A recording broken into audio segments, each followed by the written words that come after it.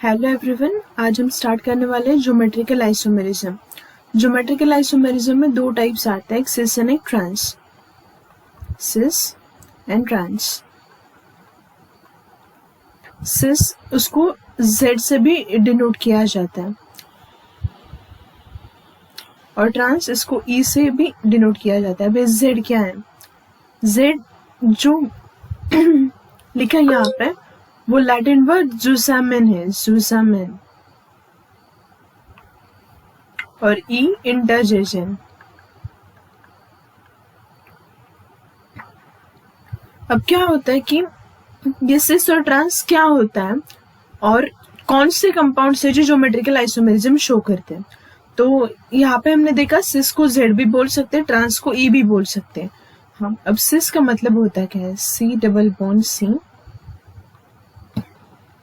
अगर यहाँ पे डबल बॉन्ड के सेम साइड पे सेम ग्रुप होगा तो इसको सिस बोलेंगे, और डबल बॉन्ड के अपोजिट साइड पे सेम ग्रुप होगा तो इसको बोलेंगे ट्रांस, इसको बोलेंगे ट्रांस। लेकिन यहाँ पे सेम ग्रुप है इसलिए हम इसको सिस बोल सकते हैं, यहाँ पे अपोजिट साइड पे सेम ग्रुप है इसलिए इसको ट्रांस बोला। लेकिन अगर ऐसा कोई कंपाउंड होगा जिसमें सारे के सारे ग्रुप्स अलग अलग होंगे, मतलब 4 different groups are there, then किस तरह से हम उसको सिस और ट्रांस में बोल सकते हैं? अगर इस तरह से कंपाउंड है तो क्या था, जब इनिशियल डेज में सिस और ट्रांस की जो एकदम बेसिक डेफिनेशन थी वो ये थी कि सेम ग्रुप सेम साइड के पे होगा तो सिस बोलेंगे और अपोजिट साइड पे होगा तो ट्रांस बोलेंगे। लेकिन अगर डिफरेंट ग्रुप्स आते हैं तो उसके लिए प्रायोरिटी रूल यूज करना पड़ता है। There are 3 scientist, Cahn, Ingold, Prelog. There were 3 scientist, Cahn, Ingold and Prelog. 3 scientist थे तो उनके नाम इनिशियल CIP रूल। इन तीनों साइंटिस्ट ने क्या किया? रूल बनाया। रूल क्या बनाया? रूल नंबर फर्स्ट, जिसका एटॉमिक नंबर ज्यादा होगा उसको प्रेफरेंस फर्स्ट दो। ग्रुप और atom with highest atomic number will get first priority. तो यहाँ पे कार्बन जो है इस पे 2 एटम्स है, fluorine and hydrogen. Atomic number fluorine का ज्यादा है तो यहाँ पे फर्स्ट नंबर फ्लोरीन को, हाइड्रोजन को सेकंड प्रायोरिटी। फ्लोरीन को फर्स्ट क्यों दिया? क्योंकि फ्लोरीन का एटॉमिक नंबर ज्यादा है। अब यहाँ पे क्लोरीन एंड ब्रोमीन, ब्रोमीन का एटॉमिक नंबर ज्यादा है तो ब्रोमीन को फर्स्ट, क्लोरीन को सेकंड। तो अब यहाँ पे हम देख सकते हैं प्रायोरिटी देने के बाद highest priority groups are on opposite side. Opposite side पे तो इसको हम ट्रांस लिखेंगे, ट्रांस को हम ई से डिनोट करते हैं। Highest priority groups are on opposite side. Highest priority groups are on opposite side of double bond, opposite side of double bond, opposite side of double bond। तो इसको हम बोलेंगे ट्रांस। ठीक, अगर यहाँ पे हमने C डबल बॉन्ड C, यहाँ पे लिखा आयोडीन, यहाँ पे हाइड्रोजन, यहाँ पे क्लोरीन और यहाँ पे फ्लोरीन, तो इस केस में हम किस तरह से कर सकते हैं? नंबर देना पड़ेगा। यहाँ पे भी प्रायोरिटी रूल, यहाँ पे कार्बन फर्स्ट पे, क्लोरीन को फर्स्ट जाएगा, फ्लोरीन को सेकंड जाएगा, आयोडीन को फर्स्ट एंड हाइड्रोजन को सेकंड। अब इस एग्जांपल में देख सकते हैं कि हाईएस्ट प्रायोरिटी ग्रुप कहाँ पे है? डबल बॉन्ड के सेम साइड पे, तो इसको बोलेंगे सिस, इसी को हम बोलेंगे Z। Highest priority groups are on same side of double bond, then it is called as cis. अब नेक्स्ट क्वेश्चन, अब कौन से ऐसे कंपाउंड है जो सिस एंड ट्रांस आइसोमेरिज्म शो कर सकते हैं?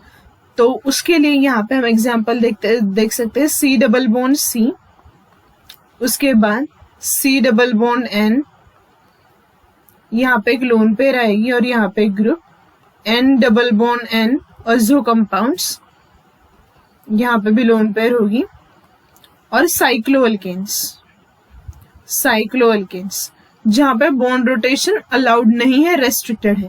तो ये 4 टाइप के कंपाउंड है जहाँ पे हम ज्योमेट्रिकल आइसोमेरिज्म प्रेडिक्ट कर सकते हैं। कुछ और एग्जांपल्स करते हैं।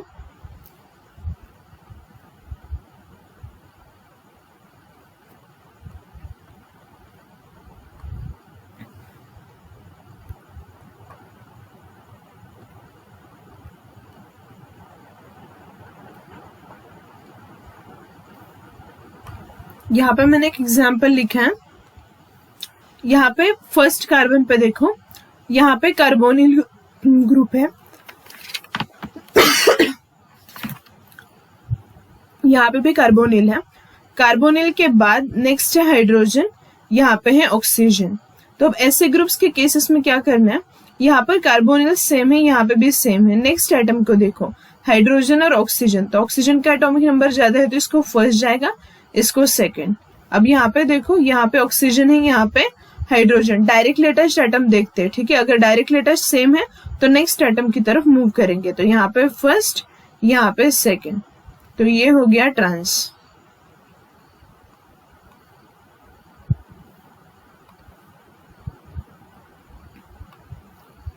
C double bond C triple bond CH, C triple bond N, यहाँ पे OH, यहाँ पे आयोडीन। यहाँ पे फर्स्ट प्रेफरेंस आयोडीन को जाएगा, सेकंड जाएगा ऑक्सीजन को। यहाँ पे देखो कार्बन कार्बन सेम सेम है, तो नेक्स्ट एटम की तरफ प्रोसीड करेंगे। यहाँ पे भी कार्बन है, यहाँ पे नाइट्रोजन है, तो एटॉमिक नंबर नाइट्रोजन का ज्यादा है तो इसको फर्स्ट, इसको सेकंड। तो अब ये बन गया सिस। सिस मतलब Z एंड ट्रांस मतलब E, ठीक।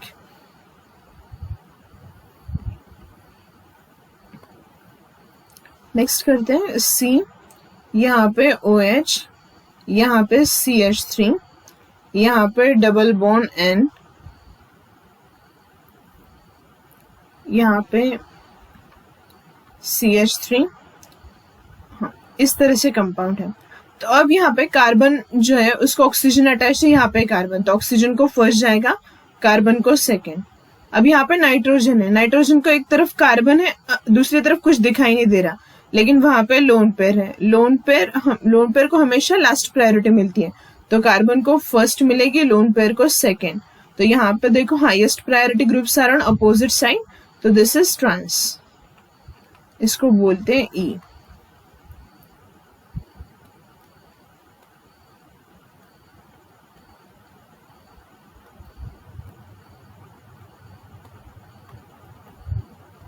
अब इस एग्जांपल में देखो कार्बन पे, ये फर्स्ट कार्बन है, हाइड्रोजन को सेकंड प्रायोरिटी, यहाँ पे फर्स्ट प्रायोरिटी कार्बन को, सेकंड प्रायोरिटी लोन पेयर को, तो ये है सिस, इसको हम बोलेंगे Z, ठीक। तो यहाँ पे हमने C डबल बॉन्ड N वाले कंपाउंड्स भी कवर किया। अब इसके बाद देखते हैं N double bond N।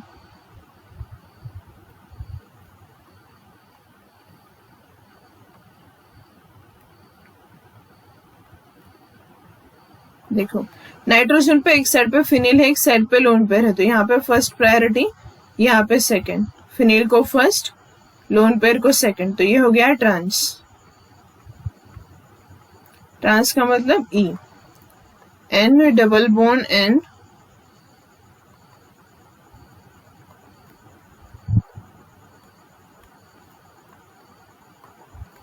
First second, first and second, तो ये बन गया सिस, मतलब ये Z। नाइट्रोजन पे फिनील है, मतलब कार्बन ग्रुप होता है, कार्बन होता है वहां पे, तो इसीलिए यहाँ पे फिनील को फर्स्ट प्रायोरिटी दी हमने। अब लास्ट साइक्लोअल्केन्स।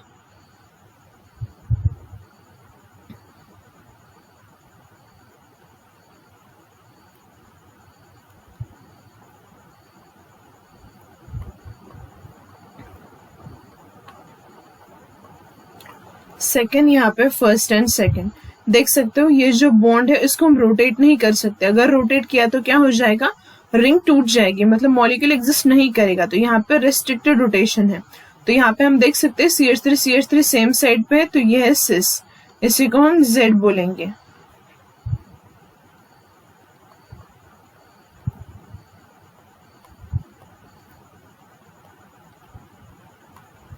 यहाँ पे देख सकते हैं सेम ग्रुप क्या है, अपोजिट साइड पे है, तो इसको हम बोलेंगे ट्रांस, इसी को ई बोल सकते हैं हम। नेक्स्ट, अब ऐसा भी क्वेश्चन पूछ सकते हैं कि एक मॉलिक्यूल में मल्टीपल डबल बॉन्ड्स होंगे तो वहां पे ज्योमेट्रिकल आइसोमर्स कितने होंगे, how many geometrical isomers are possible, ये भी क्वेश्चन पूछ सकते हैं। तो देखते हैं यहाँ पे, अगर हमारे पास इस तरह से मॉलिक्यूल है CH3 CH double bond CH, यहाँ पे CH डबल बॉन्ड CH, यहाँ पे CH2 CH3। अब क्या करते हैं, जब भी हम क्वेश्चन सॉल्व करेंगे तो क्या देखना है, यहाँ पे इसके लिए फॉर्मूला रहता है। हाँ, यहाँ पे डबल बॉन्ड यहाँ से स्टार्ट हुआ है इस एंड से, और यहाँ पे दूसरा एंड है, तो ये जो है इसको हम बोलेंगे R1, इसको बोलेंगे R2। ठीक है, तो R1 एंड R2 क्या है, डिफरेंट है, R1 and R2 are not equal. ठीक है, इस केस में फॉर्मूला होता है 2n। n मतलब where n is number of double bonds, where n is equal to number of double bonds, number of double bonds, number of double bonds. तो यहाँ पे कितने डबल बॉन्ड्स है, 2, तो 2 लिखा मैंने यहाँ पे। ठीक है, तो 2 यहाँ पे आंसर आ जाएगा 4। अगर यहाँ पे 3 डबल बॉन्ड्स होंगे तो मल्टीप्लाई करना पड़ेगा 2 इंटू 2 इंटू 2। ठीक है, 3 टाइम्स, तो यहाँ पे 2 इंटू 2, 2 ज़ा 4, तो यहाँ पे 4 आइसोमर्स आंसर आएगा। हाँ, अब ये किस केस के लिए है, जब R1 and R2 are not same. Next देखते हैं, जब वो दोनों सेम रहेंगे, R1 is equal to R2, CH3 CH double bond CH, यहाँ पे CH double bond CH and यहाँ पे CH3। अगर हम इसको लिखना चाहे इस ट्रांस में तो टाइम ज्यादा वेस्ट होगा, और उस तरह से काउंट करेंगे तो कंफ्यूजन के भी चांसेस ज्यादा है। तो यहाँ से हम फॉर्मूला यूज करेंगे, यहाँ पे R1 सेम है, R2 भी सेम है, तो यहाँ पे फॉर्मूला रहेगा 2n-1 प्लस 2p-1। ठीक है, तो ये फॉर्मूला है। n क्या होता है, नंबर ऑफ डबल बॉन्ड होता है, n is equal to number of double bond, number of double bonds, double bonds.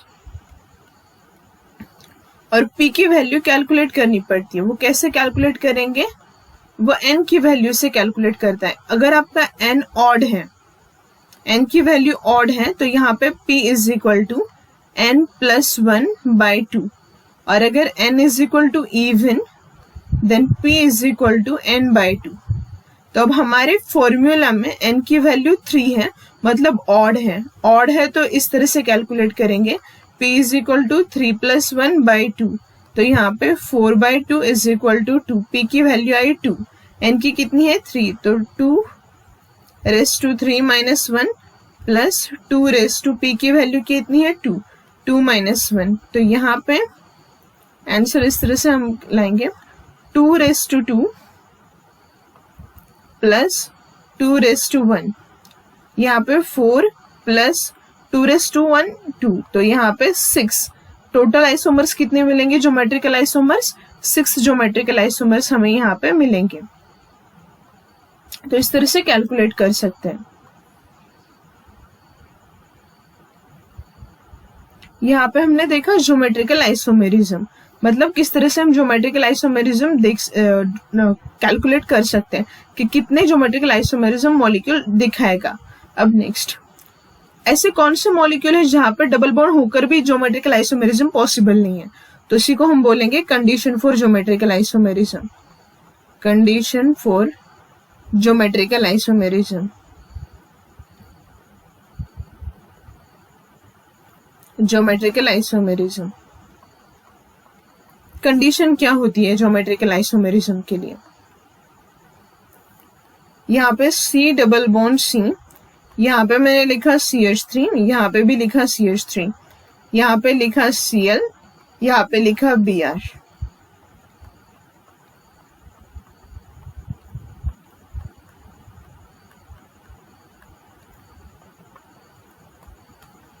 देखो अभी यहाँ पे कार्बन जो है, ये वाला कार्बन, यहाँ पे 2 डिफरेंट एटम्स हैं। तो यहाँ पे Br है तो इसको फर्स्ट प्रायोरिटी जाएगी, Cl को सेकंड। लेकिन यहाँ पे दोनों ही ग्रुप सेम है तो इसको हम प्रायोरिटी नहीं दे सकते, मतलब यहाँ पर हम सिस एंड ट्रांस नहीं बता सकते। यहाँ पे भी 1 नंबर जाएगा। यहाँ पे देखो कार्बन है, यहाँ पे कार्बन सेम है तो इसके आगे क्या है, हाइड्रोजन। कितने हैं, 3। इसके आगे हाइड्रोजन कितने हैं, 2। उसका नेक्स्ट एटम कार्बन है। हाइड्रोजन को हाइड्रोजन कैंसिल होता है, हाइड्रोजन को हाइड्रोजन कैंसिल। यहाँ पे कार्बन का एटॉमिक नंबर ज्यादा है तो इथिल को फर्स्ट जाएगा, मिथिल को सेकंड। यहाँ पे नंबर नहीं कर सकते क्योंकि दोनों ही साइड पे हाइड्रोजन है, प्रायोरिटी नहीं दे सकते। तो यहाँ पे कंडीशन लिखनी पड़ेगी हमें, same carbon atom should have different groups और atom attached to it. same carbon atom should have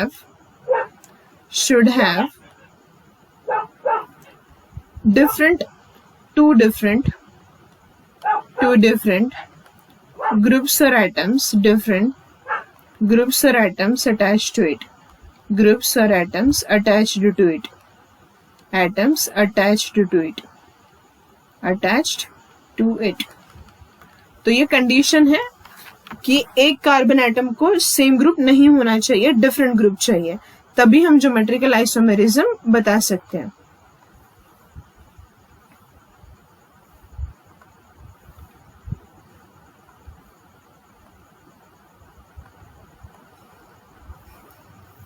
इस तरह से हमने इस वीडियो में देखा कि ज्योमेट्रिकल आइसोमेरिज्म क्या होता है। There are 2 types, cis and trans. जिसको हम ZB बोलते हैं, ज़ुज़ैमन।